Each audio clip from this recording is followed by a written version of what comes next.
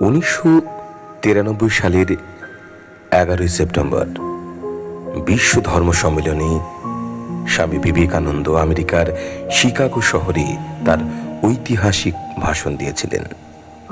সনাতন হিন্দু ধর্মের উদারতা, সহনশীলতা ও সর্বধর্ম সমন্বয়ের বার্তা তুলে ধরেন।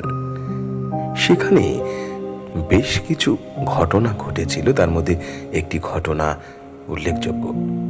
কিছু ভিন্ন ধর্মাবলম্বী মানুষেরা স্বামীজিকে ডাকলেন এবং বললেন যে দেখো তো, তোমাদের সনাতন ধর্মের গ্রন্থটি কোথায় রয়েছে, অর্থাৎ তার পজিশনটা কি এবং কি বড়, একটু বিচার করে বলো দেখি।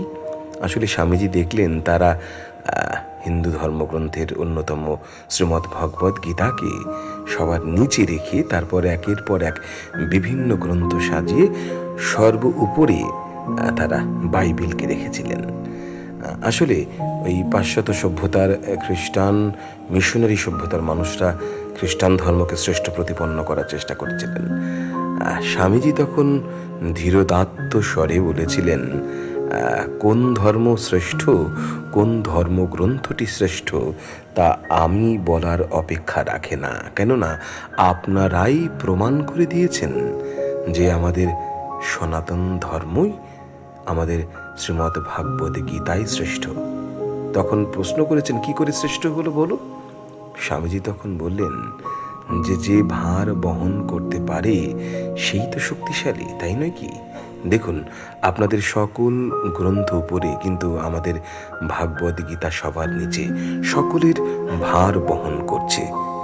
এভাবে স্বামীজি কিন্তু সেদিন তাদের অবদস্ত করেছিলেন এবং আমাদের সনাতন হিন্দু ধর্মের, আমাদের ভগবানের মুখ নিঃসৃত বাণী শ্রীমদ্ ভাগবত গীতার শ্রেষ্ঠত্ব মহত্বকে বিশ্বের মাঝে প্রচার করেছিলেন।